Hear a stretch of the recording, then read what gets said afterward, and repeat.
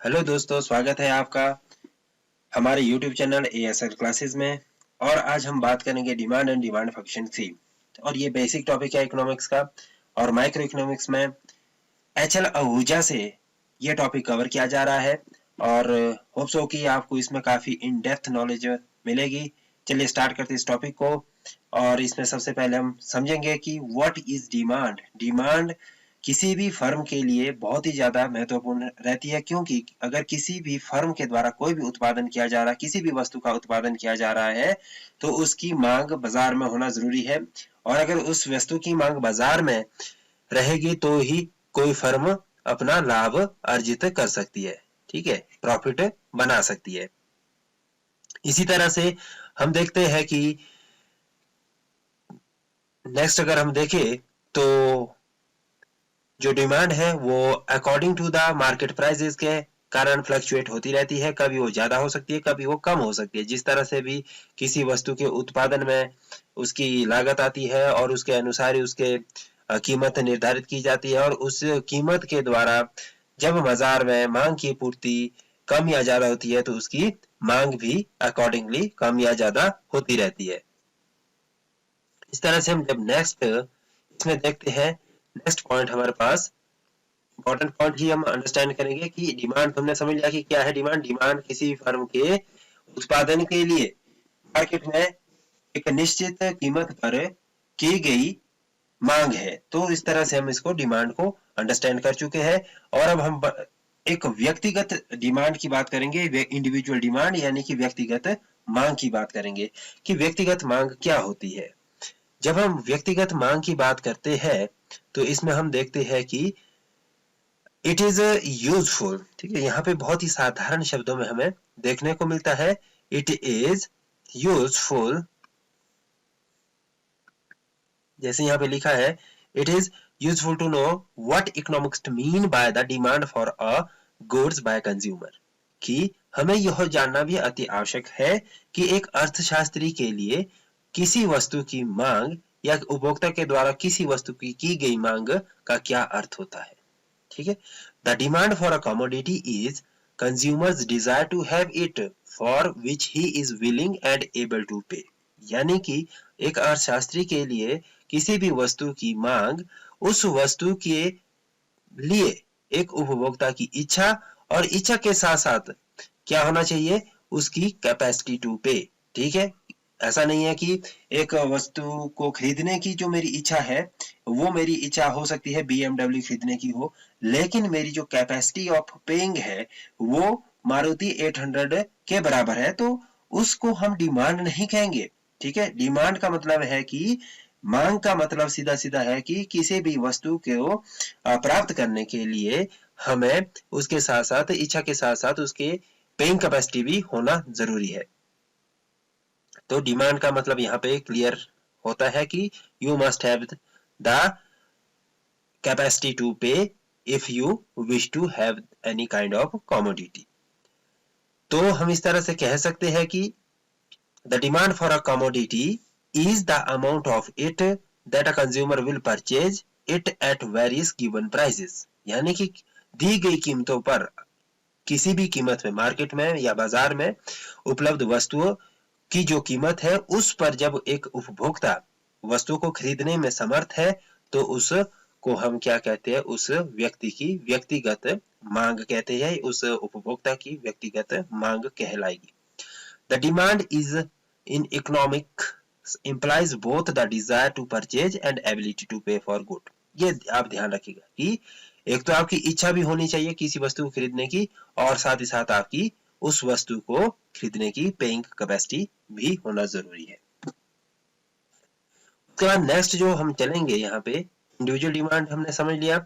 उसके बाद अब हम यहाँ पे देखेंगे कि demand for a good is determined by several factor. जो डिमांड है उसको निर्धारित करने के लिए कौन कौन से हमारे पास फैक्टर रहते हैं। जैसे कि हमारे पास यहाँ पे दिया है कि किसी भी वस्तु की मांग को या डिमांड को निश्चित करने के लिए हमारे पास सेवरल काइंड्स ऑफ फैक्टर्स है, जिसमें कि सबसे प्रमुख तो उसकी कीमत है, प्राइस ऑफ द कमोडिटी है। उसके साथ साथ taste and desire of the consumer, यानी कि जो उसका टेस्ट है, एक उपभोक्ता का टेस्ट है, अपने अकॉर्डिंग टेस्ट के ही हम सारी चीजें परचेज करते हैं। अगर कोई चीज हमें अच्छी नहीं लगती तो हम उसको नहीं लेते, कोई चीज अच्छी लगती है तो हम उस चीज को ले लेते हैं। और डिजायर ऑफ द कंज्यूमर, साथ में इच्छा भी होनी चाहिए for that particular kind of commodity. Income of the consumer, यानी कि जो आय के स्रोत है हमारे पास वो भी निश्चित होने चाहिए।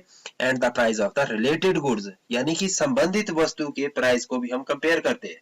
अब जैसे हम मार्केट में जाते हैं तो हम देखते हैं कि अगर मैंने, ठीक है, कोई मान लो कि मुझे कोई शू खरीदना है, तो जूते खरीदने के साथ साथ मैं कंपैरेटिव जो दूसरी कंपनी होगी जैसे नाइकी है, एडिडास है, तो उनमें उनके बीच में कंपेयर करूंगा कि कौन सी कंपनी का जूता सस्ता मिल रहा है।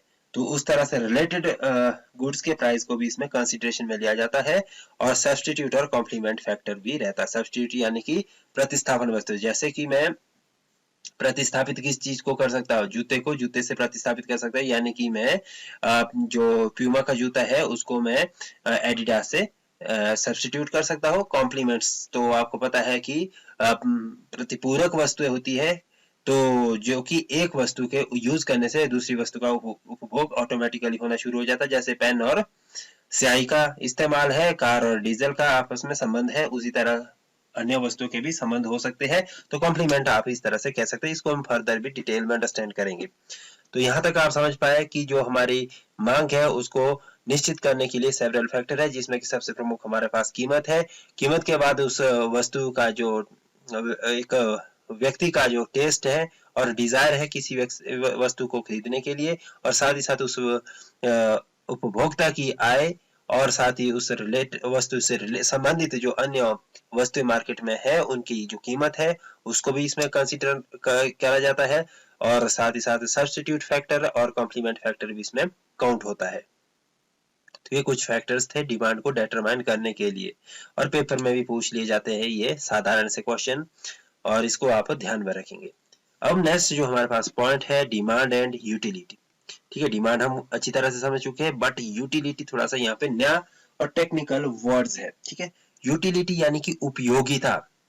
किसी भी वस्तु की डिमांड हम तभी करते हैं जब हमें किसी वस्तु के उपभोग करने से उसकी उपयोगिता महसूस होती है। सपोज करिए मैं अपने इस लैपटॉप का इस्तेमाल कर रहा हूँ और इसमें अपना पेन से इसमें राइटिंग कर रहा हूँ, ठीक है, तो मैं इसकी उपयोगिता से सेटिस्फाइड हूँ, मुझे सेटिस्फेक्शन मिल रही है जो मैं करना चाहता था, जिस क्वालिटी में मैं आपको अपना पीपीटी प्रेजेंटेशन देना चाहता था उस क्वालिटी में मैं आपको प्रेजेंटेशन दे पा रहा हूँ। तो मुझे जितने भी मैंने ये गैजेट यहाँ पे यूज किए हैं अपना पीपीटी बनाने के लिए, उसे आई एम टोटली सेटिस्फाइड। तो इस सेटिस्फेक्शन को हम एक उपभोक्ता के तौर पर यूटिलिटी कहते हैं। जैसे कि यहाँ पे लिखा गया है कि people demands goods because they satisfied the wants of the people, यानी कि जो पीपल किसी वस्तु का डिमांड करता है वो इसलिए करता है क्योंकि वो वस्तुएं उन व्यक्तियों की वांट्स को, यानी कि जो उनकी इच्छाएं है उसकी सेटिस्फेक्शन करती है। The utility means the amount of satisfaction which an individual derives from consuming a commodity. Utility का सीधा सीधा मतलब क्या है कि यूटिलिटी का सीधा सीधा मतलब ये है कि जब हम किसी वस्तु का उपभोग उस पॉइंट ऑफ व्यू से करते हैं जिससे कि हमें उस वस्तु से हमें डायरेक्ट सेटिस्फेक्शन मिल जाती है।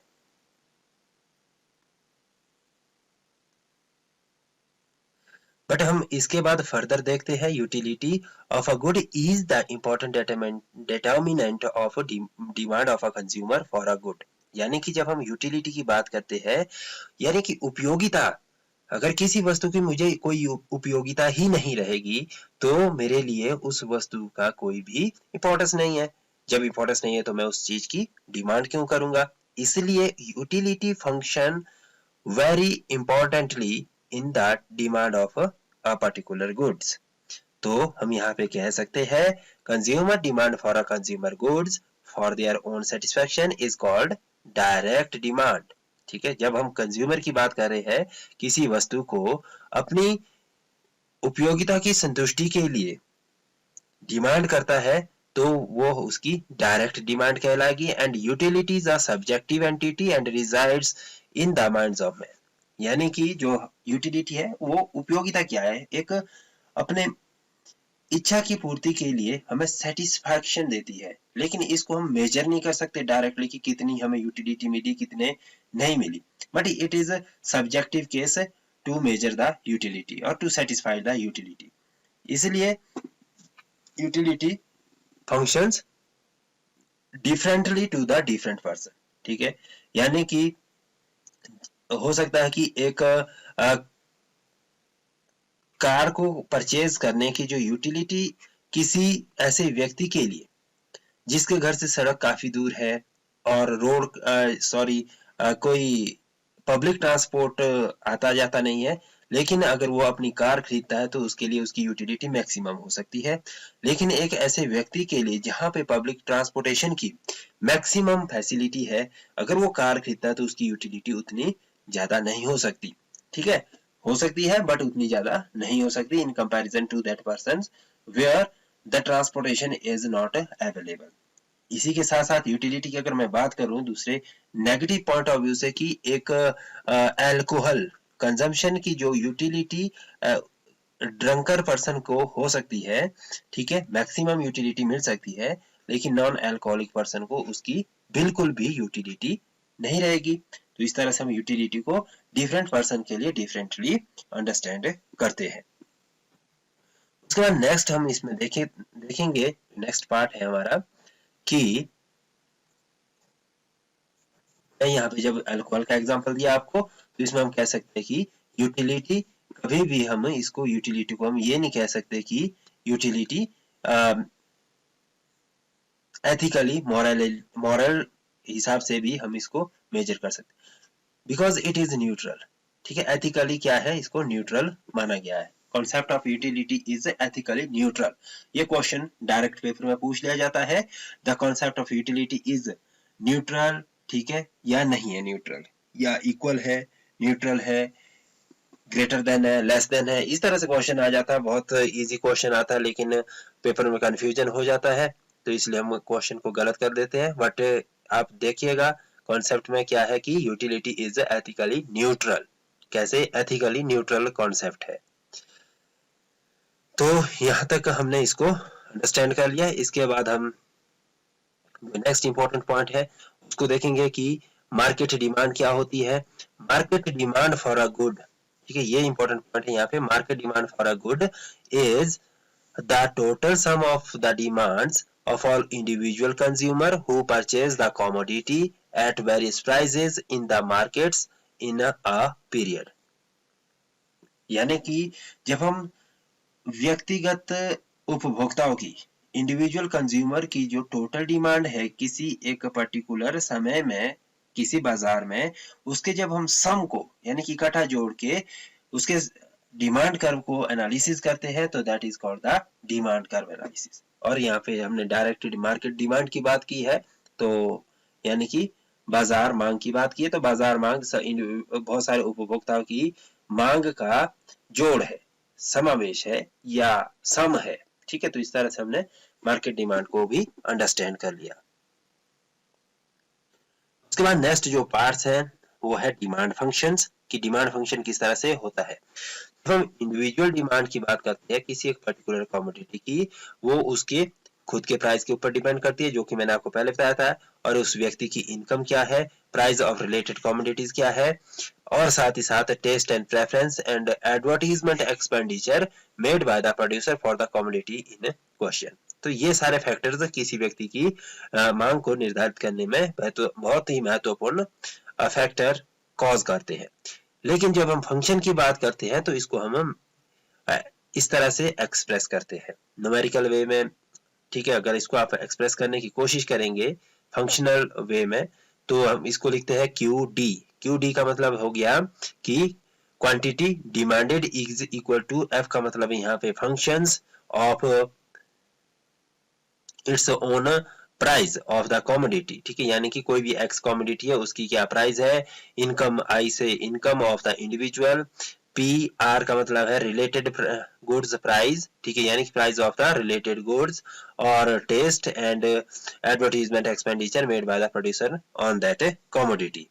But is useful to focus on the relationship between quantity demanded of a commodity and its own price while keeping other determining factors such as consumer income, price of other goods, his taste and preference constant. ठीक है, जब हम बात करते हैं relationship की between demand and price की, ठीक है, गुड्स की जो डिमांड है और उसके प्राइस की, तब हम अदर फैक्टर्स, जितने भी other factor of determining the demand of a goods should be keep constant. तब हमारे पास जो फंक्शन बच जाता है डिमांड का वो कैसे होता है, quantity demanded is equal to function of price of its own commodity.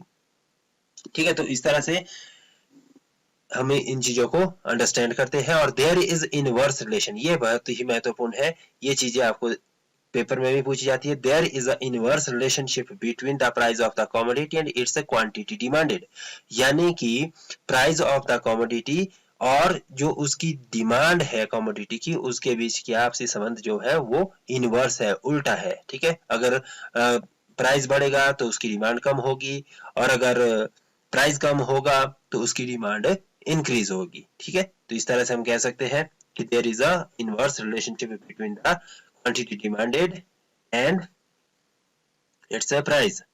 उसके बाद हम नेक्स्ट इसमें देखते हैं जो वो है लॉ ऑफ डिमांड, और इस लॉ ऑफ डिमांड को हम नेक्स्ट वीडियो में अंडरस्टैंड करेंगे। आज के लिए इतना काफी है। होप सो कि आज की वीडियो से आपको काफी ज्यादा चीजें अंडरस्टैंड हो चुकी होगी। Thanks to watch this video, share and subscribe.